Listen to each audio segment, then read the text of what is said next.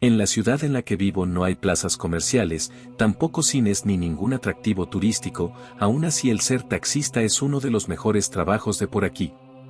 La ciudad siempre está llena de gente que viene de los pueblos y de las comunidades de los alrededores, inclusive hay ciertas fechas en las que, debido a la excesiva afluencia de gente, los taxistas condicionamos el viaje. Lo que hacemos es que solo aceptamos viajes que incluyan a 4 personas, no importa que alguien venga solo, se tiene que acoplar con otras personas, y no es opcional, todos los taxistas estamos de acuerdo. Si en las fechas más concurridas nos pusiéramos a hacer viajes individuales se haría un aglomeramiento de gente en magnitudes bestiales, y si eso ocurriera, sería absolutamente imposible brindar el servicio. Tanta afluencia de gente se debe a que aquí en la ciudad está un cementerio público gigantesco, los otros 2 cementerios públicos que está más cerca se encuentra a más de 100 kilómetros, uno hacia el este y otro hacia el oeste, los otros 2 panteones que hay cerca son privados, y, por supuesto, solo la gente adinerada de la región puede acceder a esos otros cementerios. Entonces, toda la gente que viva a 50 kilómetros de aquí, o menos, tienen que enterrar a sus muertos en el cementerio que tenemos aquí. Por eso hay tanta afluencia de gente, y por eso trabajar de taxista en el sitio del panteón es de los mejores 5 trabajos que se pueden conseguir en toda la zona. Como se puede intuir, trabajar afuera de un cementerio tiene su respectiva exposición a cierto tipo de situaciones paranormales. En una ocasión había ido a dejar a un matrimonio hasta una localidad, me moví del panteón a las 8 de la noche, hice poco más de 1 hora en llegar hasta la casa del matrimonio.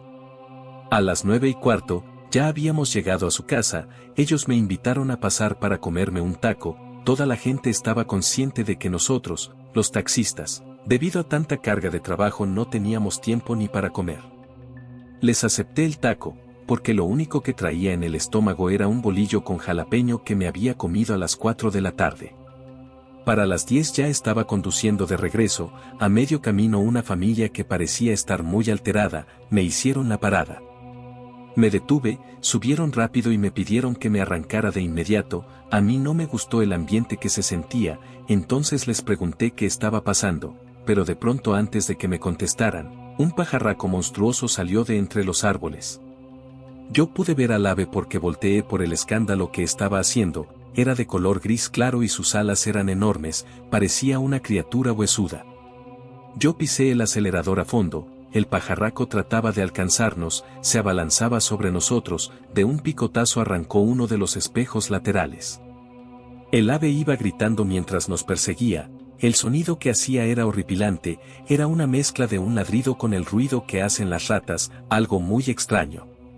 Una vez más se abalanzó y atacó el vehículo, lo que hizo fue golpear la defensa trasera, el impacto fue tan fuerte que se abrió la cajuela. La criatura bajó a toda velocidad y se emparejó del lado de mi ventana, pude verle el rostro, tenía una cara humana, con una expresión monstruosa. Entré en pánico, me quedó claro que si no me deshacía de ese pajarraco todos íbamos a morir, de pronto le vi al ave gris toda la intención de golpear mi ventana. Entonces frené, la criatura en efecto se lanzó hacia un costado pero como yo había frenado, se fue de largo contra los árboles que estaban del otro lado del camino. Aceleré a lo máximo que podía el taxi y logré llegar a la ciudad con todos sanos y salvos. Cuando ya todos estuvimos más tranquilos le pregunté al señor de la familia qué era lo que había pasado.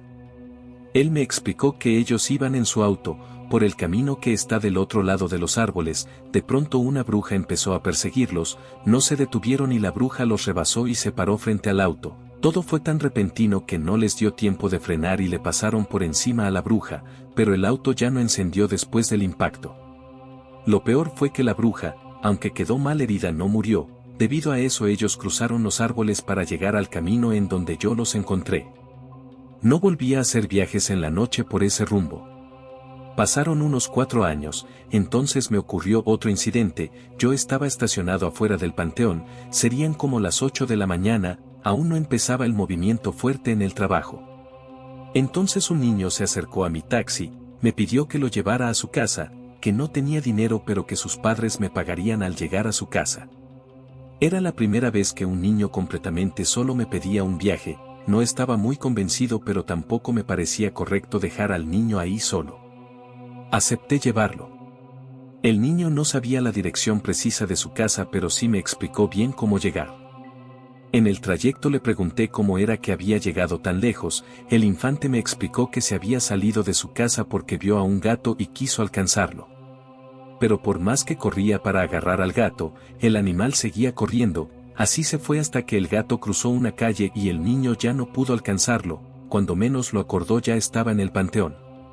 Luego de un rato llegamos hasta la casa que me había dicho. Para asegurarme de que sí era la casa del niño, le pedí que me esperara dentro del auto y que yo iría a avisar a la casa. Bajé del taxi y fui a tocar la puerta. Me abrió una señora de unos 30 años. Le comenté que dentro de mi taxi traía a un niño que decía vivir en su casa y que se había salido por ir persiguiendo a un gato. La mujer se puso muy nerviosa y me pidió que le describiera cómo era el niño. Lo hice y entonces la mujer se soltó a llorar. Yo no entendía qué era lo que estaba pasando. La mujer me contó que 9 años atrás su hijo menor se había salido de la casa por perseguir a un gato, pero terminó muriendo cuando lo atropellaron. Yo no podía creer lo que estaba escuchando. Corrí al taxi pero ya no vi a nadie dentro. Aún así abrí la puerta de atrás, y lo único que encontré fue un tenis. Lo agarré, estaba muy confundido, pero lo llevé con la señora. Se trataba del tenis que había salido volando cuando atropellaron a su hijo. Esa situación me dejó muy pensativo, tanto que al día siguiente no di servicios de taxi. En cuanto volví al trabajo, muy temprano por la mañana, antes de que iniciara la llegada de la gente, le comenté a los compañeros lo que me había pasado con el niño. 2 de los taxistas me dijeron que ya habían visto al niño y que también les había pedido que lo llevaran, pero ambos se negaron porque les daba mala espina.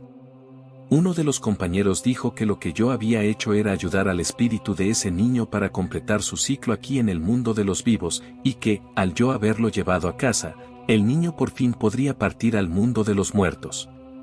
Pasaron 6 meses, una tarde fui a dejar a unos jóvenes a la central de autobuses. En cuanto ellos bajaron se acercó conmigo un tipo que se veía extraño. Me dijo que ocupaba servicio de taxi, que me pagaría 12,000 pesos, pero que yo debía moverlo solo a él, mientras arreglaba un asunto en la ciudad. Dudé, pero sacó varios billetes de 500 y me los dio. Me aclaró que no estaría demasiado tiempo en la ciudad, 3 días máximo, pero que, si su estancia se prolongaba más de lo que él tenía pensado, me daría más dinero. Acepté el trabajo, lo ayudé a subir sus maletas en la cajuela. Lo hice con mucho cuidado porque me aclaró que lo que llevaba era muy delicado y extremadamente costoso. El primer lugar al que me pidió que lo llevara fue a la única funeraria de la ciudad. Me pidió que abriera la cajuela porque bajaría una de las maletas. Fui a la parte de atrás para abrirle la cajuela. Era de esas que hay que agarrarlas para que no se cayeran. Entonces, aunque no era mi intención, como yo estaba ahí sosteniendo la cajuela, pude ver cuando el tipo abrió la maleta. Eran varias carpetas con documentos. Él revisó, supongo que quería asegurarse que no le faltaba nada, y luego entró a la funeraria. Estuvo dentro casi media hora, salió, volvió a poner la maleta en la cajuela y me dijo que lo llevara al único hotel de la ciudad. Llegamos, me dijo que no bajaría las maletas, porque solo entraría al hotel a dormir 3 horas, que mientras tanto yo comiera o que hiciera cualquier cosa mientras no me moviera de ahí y no me alejara del taxi, por cuestión de las maletas que él llevaba en la cajuela. El tipo era sumamente extraño, y su comportamiento no mejoraba mucho mi percepción sobre él. Esos 2 aspectos, sumado a la gran cantidad de dinero que me dio tras conversar apenas 2 minutos, me hizo pensar que tal vez podría tratarse de algún narco o alguien del gobierno. A una cuadra del hotel había un puesto de tacos y fui a comprarme varios. Como traía dinero me pedí 2 de cada uno, y también un jarrito. Nunca me gustó la coca. Regresé al hotel y comí dentro del taxi. Pasaron las 3 horas, ni un minuto más, y el tipo ya estaba saliendo del hotel directo hacia el taxi. Subió y me dijo que debíamos volver a la funeraria. En lo que conducía me atreví a preguntarle a qué se dedicaba. El tipo, con una voz muy melancólica, me respondió que no trabajaba para una empresa que nunca fue creada y no tenía un puesto que era inexistente. Él siguió hablando. Me dijo que podría decirse que era un supervisor independiente especializado en funerarias, y que debido a eso se la pasaba viajando durante todo el año sin descanso. Su empleo lo llevaba por todo el país. Al mes visitaba al menos 10 ciudades diferentes, y nunca regresaba a una que ya había visitado antes. Me dijo que la paga era demasiado buena, cada funeraria le pagaba entre 6,000 y 10,000 pesos, dependiendo de los servicios que requirieran para sus instalaciones, por lo tanto, al mes lo mínimo que ganaba era de 60,000 pesos, pero eso podía llegar hasta 100,000 pesos. Yo le pregunté si no creía que era peligroso que dijera que ganaba toda esa suma de dinero. Él, aún con una voz melancólica, y mirando a través de la ventana, me respondió que no tenía amigos, pareja, tampoco hijos, ni familia de ningún tipo. Lo peor que le podía pasar era que lo mataran. Eso no le daba miedo, la soledad sí. Me pareció una respuesta muy profunda y mentiría si no confieso que me dejó algo inquieto. Antes de llegar a la funeraria me pidió que pasara a comprar algo para cenar, porque esperaríamos afuera de la funeraria hasta que solo quedaran los trabajadores, y eso podía tardar 5 minutos o hasta varias horas. Llegamos a un local que vendía tamales, compramos para los dos y de ahí ya nos fuimos directo a la funeraria. Mientras cenábamos le pregunté cómo le hacía para que las funerarias decidieran contratarlo. Él me dijo que la empresa inexistente para la que no trabajaba le informaba a qué funeraria debía llegar. Me pidió que no le hiciera más preguntas sobre esa empresa porque no podía decirme más de lo que ya me había dicho. Yo me encontraba muy expectante ante todo lo que ese tipo me estaba diciendo, y, aunque realmente no estaba entendiendo mucho de lo que me decía, sabía que había cosas ocultas. Por eso insistí en que me dijera exactamente cuál era su trabajo. Él se quedó en silencio, se terminó el taco que tenía en la mano, y entonces vimos que de la funeraria salió una familia. El sujeto lo señaló y me dijo que el anciano al que esa familia estaba velando no sabía que ya había muerto, que estaba asustado, y que esa noche se iba a manifestar dentro de la funeraria. Yo no entendía de qué me estaba hablando. Él me explicó que parte de su trabajo era asegurarse que todas las personas que estaban dentro de la funeraria fueran personas vivas. Cuando había entrado a la funeraria más temprano, cuando bajó la maleta llena de documentos, se dio un paseo rápido por las instalaciones. Cuando se asomó al salón en el que esa familia estaba velando a su familiar, notó que entre todos ellos había una persona a la que no podía mirarle el rostro. Intentó moverse para verlo desde otro ángulo, inclusive entró un poco al salón, pero no había manera de ver el rostro de esa persona. Para descartar, se fijó en su sombra y no tenía, además, su silueta no se reflejaba en el vitropiso blanco. Todos parecían ignorar su presencia, como si nadie supiera que esa persona estuviera ahí. Esos detalles le indicaban al sujeto que esa persona no era una persona viva, sino que era una entidad que él denominaba como extraviado. Lo primero que vino a mi mente fue que el tipo era una clase de cazafantasmas, pero antes de hacerle más preguntas, el tipo bajó del auto y me pidió que abriera la cajuela para que pudiera sacar sus herramientas de trabajo. Sacó 2 maletas y me dijo que lo esperara dentro del taxi, que por nada del mundo me fuera a dormir, que podía ser peligroso para mí. También me advirtió que, sin importar que viera o escuchara, no me moviera de ahí. Pasó 1 hora, el tipo salió de la funeraria pero no se acercó al taxi, sacó un Nextel. En aquel entonces los celulares tipo BlackBerry aún no llegaban a la ciudad, y los celulares como los de hoy creo que aún no existían. El tipo estaba hablando con alguien a través del Nextel. A los 20 minutos llegó una camioneta, de ahí se bajó un sacerdote, un niño, y varias personas vestidas con túnicas que daban miedo. El tipo y el sacerdote intercambiaron algunas palabras. Yo no alcanzaba a escuchar nada. Cuando terminaron de hablar todos entraron a la funeraria. A la media hora salió el tipo y se quedó ahí cerca. Pasaron otros 40 minutos y entonces salieron los demás, pero la escena era macabra.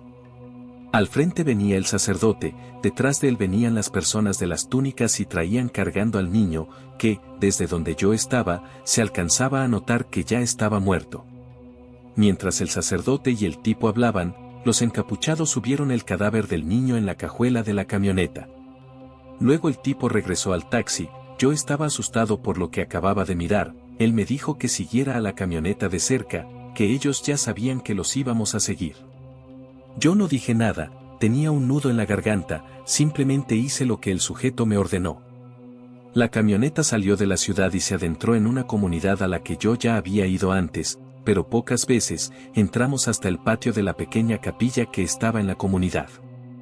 Los hombres con las vestimentas intimidantes se bajaron de la camioneta, levantaron una placa de cemento que dejó al descubierto un pozo, y ahí arrojaron al niño. Después de eso el tipo me dijo que ya podíamos irnos, quería que lo llevara de vuelta al hotel para pasar ahí la noche, también me dijo que yo debía dormir dentro del taxi en el estacionamiento del hotel, por si en la madrugada surgía alguna emergencia y él debía moverse. Hice exactamente lo que me pidió.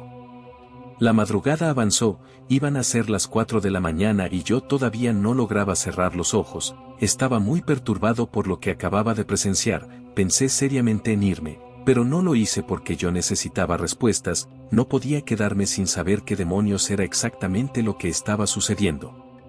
La última vez que miré la hora antes de quedarme dormido eran las 4:15. A las 6 de la mañana el tipo ya estaba tocando la ventana del taxi para que lo dejara entrar y llevarlo a un lugar, cuando se subió me dio un café cargado, afirmó saber que yo no había tenido una buena noche. En lo que yo me tomaba el café me explicó algunas cosas, y me pidió que me limitara a escuchar, que no respondería ninguna pregunta y que me diría solo lo necesario porque él no solía darle explicaciones a nadie, debido al hermetismo de su trabajo, pero como ya había tenido que presenciar algo muy fuerte, haría una excepción conmigo. Primero me dijo que lo que había ocurrido con el niño no era una práctica habitual, pero las cosas dentro de la funeraria se pusieron difíciles y era la única manera de terminar el trabajo. Me explicó que un extraviado no es un fantasma, que no se trata solamente del espíritu del fallecido, sino que se trata de un ser que se crea con la mezcla de las emociones negativas del muerto, es decir, miedo, enojo, tristeza, etc. Para llegar a ese punto debían ocurrir una serie de desafortunados sucesos, primero debía morir una persona que tuviera asuntos pendientes sin resolver, esa muerte debía ocurrir en circunstancias no naturales y de forma abrupta, eso ocasionaba que la persona no se diera cuenta que ya no encajaba dentro del plano de los vivos. Cuando un espíritu quedaba en esa especie de limbo sufría un desprendimiento de emociones, las positivas se manifestaban con sus familiares, pero las negativas formaban, cada emoción, una entidad diferente, y luego esas entidades negativas se fusionaban con el espíritu del fallecido, así se formaba el ser que él llamaba como extraviado. Cuando las entidades negativas que formaban al ser eran muy poderosas podían causar estragos muy grandes, llegando incluso a matar personas, por eso debían ser expulsados del mundo de los vivos. Pero había ocasiones en que la energía de los extraviados era tan oscura y tan densa que no era posible afectarlo, y la única forma para deshacerse del ser era dejándolo encarnar un cuerpo humano y luego matar ese cuerpo. Y eso era lo que había ocurrido con el niño, había sido utilizado como recipiente para el oscuro ser. Yo no podía creer lo que acababa de escuchar, lo peor era que yo no tenía forma de saber si lo que me estaba diciendo ese tipo era verdad o si me estaba ocultando algo. El sujeto me pidió que lo llevara nuevamente a la funeraria para revisar que todo estaba bien. Tardó unas 4 horas. Cuando salió dijo que todo estaba en orden, que por favor lo llevara a la central de autobuses y que ya mi trabajo había concluido. Llegamos a la central, y, antes de bajarse del taxi me dio otros 4,000 pesos, me dijo que de seguro necesitaría tomarme unos días para procesar todo lo que había pasado antes de volver al trabajo. Todo esto que les cuento ocurrió allá por el 2004, han pasado ya casi 20 años, y es la primera vez que me atrevo a contar mi historia, porque siempre me dio miedo la posibilidad de que si yo hablaba a ese tipo o la empresa para la que él trabajaba, enviaran a alguien a silenciarme.